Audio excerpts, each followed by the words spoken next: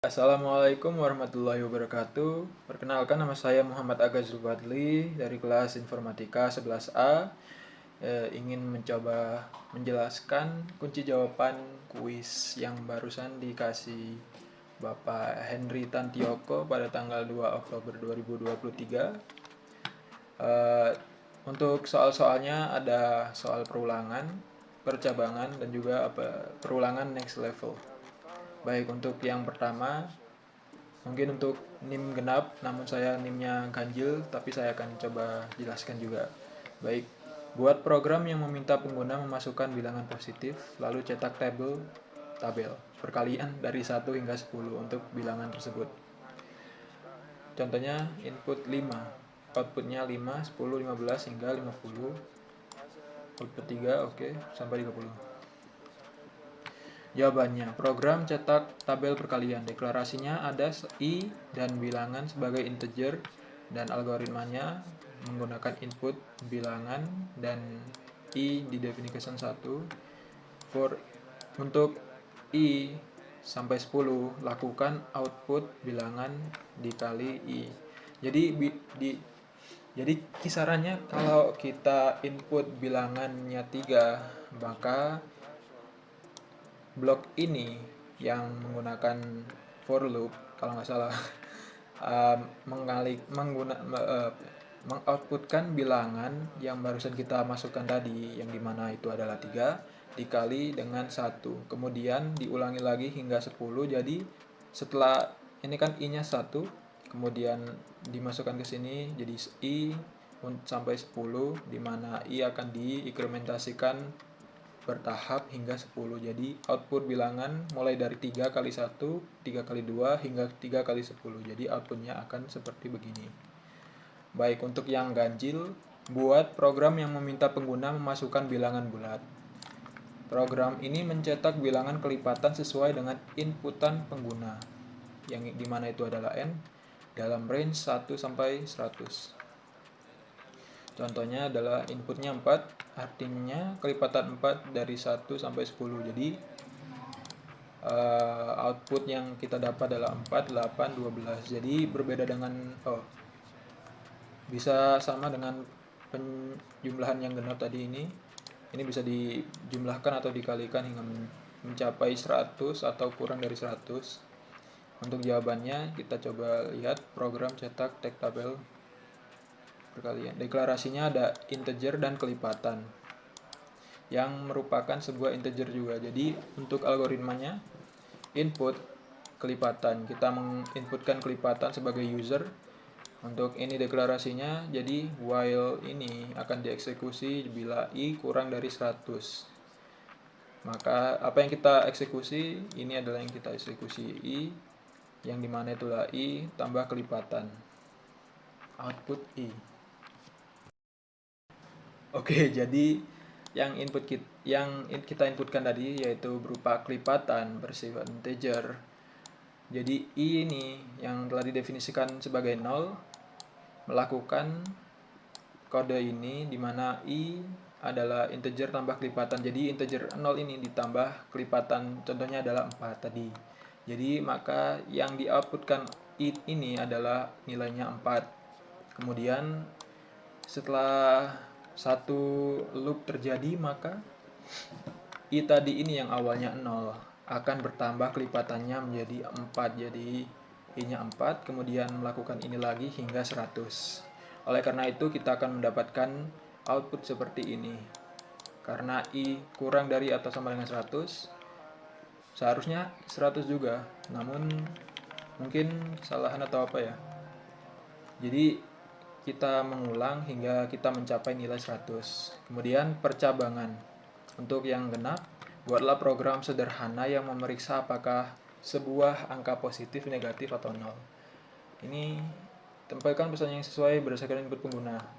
Inputnya input output 4 bilangan positif, ini bilangan netral, dan ini bilangan negatif. Sebenarnya nih lumayan gampang sih ya.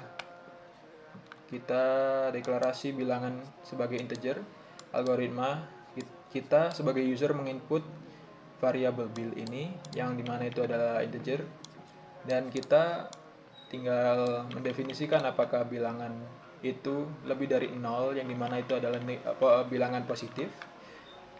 Jika itu positif, maka output bilangan positif ini. Else if, ini adalah kondisional selanjutnya sebelum else yang terakhir, dimana else if bilangan sama dengan 0, maka bilangannya netral. Dan kemudian setelah kita mendefinisikan positif dan 0, maka kita tidak harus secara spesifik mendeskripsikan bilangan itu adalah bilangannya negatif. Jadi kita bisa menyebutnya else saja dan dengan output bilangan negatif. Kemudian untuk soal dengan NIM ganjil. Buat program yang meminta pengguna memasukkan huruf, program ini harus menentukan apakah huruf tersebut adalah vokal atau non-konstan atau konsonan. Contohnya adalah input-output A, yaitu huruf vokal, dan input-output B, huruf konsonan. Huruf vokal itu kalau nggak salah A, I, U, E, O, dan huruf konsonan adalah huruf selain huruf yang barusan tadi saya sebutkan. Jadi yang mengeluarkan suara konsonan adalah seperti T yang diawali dengan mungkin bibir bersentuhan atau apa gimana gitu. Jadi langsung aja huruf adalah karakter sebagai deklarasinya ya. Algoritma itu kita menginput sebagai user huruf, yaitu sebuah karakter yang dimana jika huruf yang kita inputkan tadi sesuai dengan A, ini sebuah pengecekan apakah ini terpenuhi atau ini terpenuhi. Sebagai singkatnya adalah or statement atau statement. Jika ini terpenuhi maka ini nggak harus dipenuhi, jika ini terpenuhi maka ini nggak harus dipenuhi. Tapi kalau dua-duanya terpenuhi mungkin oke juga sih. Jadi jika huruf yang kita input tadi adalah A, atau huruf yang kita input adalah I, U, E, O, maka outputnya akan berupa huruf vokal. Dan jika kita tidak menginputkan huruf A, I, U, E, O tadi, maka kita akan mendapatkan output berupa huruf konsonan. Oke.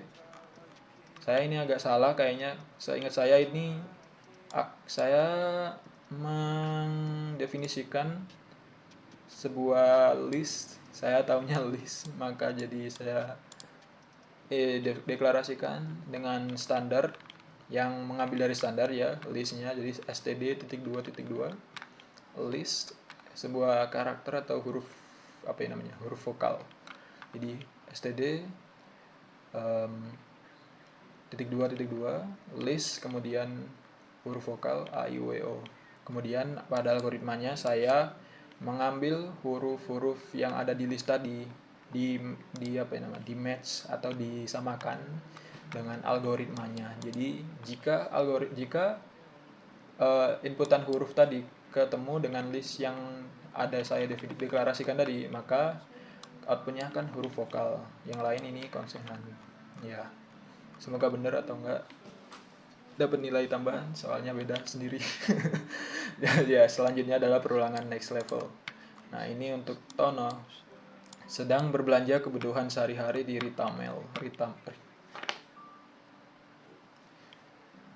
Tono sedang berbelanja kebutuhan sehari-hari di Ritamal. Tono hanya membawa uang 200.000. Buatlah program untuk menghitung total pengeluaran Tono agar tidak melebihi budget uang yang ia bawa. Jadi kita ketahui bahwa Tono uangnya itu membawa cuma 200.000, kemudian kita nggak boleh ngeluarin uang ngeluarin uang lebih dari 200.000. Jadi kita harus, ini juga kita lihat contohnya ya, input iterasi 1 30.000, 90.000, 50.000, dan ini nggak kehitung soalnya melebihi dari 200.000 ini uangnya Tono yang ia bawa ke Ritamal hari itu. Kita baca ya, iterasi keempat 100.000, program akan berhenti karena total belanja 270.000. Total ini melebihi uang yang dibawa Tono. Jadi stopnya di sini, nggak dihitung di sini, namun di sini. Jadi berapa ini? 30, 90, 50, 170 gitu ya. Kemudian output akan menjadi total belanja Tono yaitu ya 170.000 benar. Nah, jawabannya Program belanja deklarasinya item dan jumlah yang berupa integer. Algoritmanya jumlah didefinisikan sebagai 0, input adalah item. Input kita menginputkan deklarasi tadi item yang berupa integer. Jumlah sama dengan jumlah item. Mungkin ini adalah total ya. Jadi total yang sebelumnya belum dideklarasikan sebagai integer berupa nilai atau apa. Jadi ini aslinya nggak ada nilainya. Kemudian kita deklarasikan sebagai jumlah yang juga nggak ada nilainya. Namun kita tambah nilai dari item ini tadi yang kita input. Jadi item yang kita input berupa 30.000 tadi sebagai contoh, berarti jumlahnya kita tambah 30.000 yang awalnya 0. Jadi inputnya itu barang yang kita beli, kemudian jumlahnya adalah jumlah kumulatif yang kita belanjakan tadi, 30, 90, 50.000 ya tadi. Nah, kemudian ini adalah while loop-nya, bisa dibaca nih, while jumlah yang dimana itu adalah total kurang dari sama dengan 200.000 yang di bawah tono tadi ya uangnya. Maka lakukan input item jumlah sama dengan jumlah tadi. Nah, kalau dilihat-lihat ini sama yang ini tadi ya. Namun kenapa ada dua ini? Pasti tanya kalau ada dua ini sebagai deklarasi.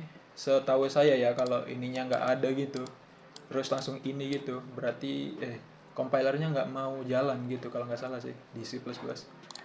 Jadi kita definisikan ini dulu, kemudian kan ini udah ditambah 30.000 kan, berarti ini inisialnya 30.000. Kurang dari sama dengan 200.000, maka lanjutkan input lagi 50.000, jumlahnya ditambah lagi, berarti yang awalnya 30.000 di sini tadi. Ya, di sini tadi. Jadi tambah 50.000 sama dengan 80.000. Kemudian kan ini masih belum 200.000 ya, atau setara dengan 200.000. Maka diulang lagi while-nya. Jadi setelah 80.000 kita tambah berapa tadi? 50.000.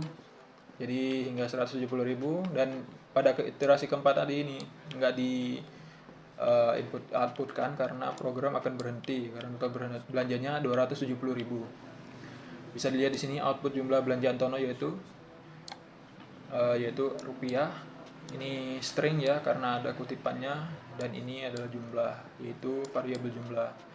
Jadi ini udah nggak bisa ya karena emang dari sananya while-nya jumlah 170.000 tadi nggak bisa 100 ditambah 100.000 tadi karena udah melebihi dari 200.000. Jadi yang di print kalau nggak salah sih yang 170.000 tadi ya. Maka outputan dari program ini berupa ini ya, total belanja Antono yaitu rupiah 170.000 rupiah ya. Jadi itulah yang bisa saya jelaskan sepengetahuan saya. Bila ada salah atau kekurangan pada saat saya menjelaskan, mohon diperkenankan atau dimaafkan. Sekali lagi saya berterima kasih kepada Bapak Harto Tantioko yang telah memberikan kuis, memberikan saya bimbingan untuk mempraktekkan teori-teori yang yang telah diajarkan oleh Bapak Harto Tantioko. Sekiranya dari saya, wassalamualaikum warahmatullahi wabarakatuh.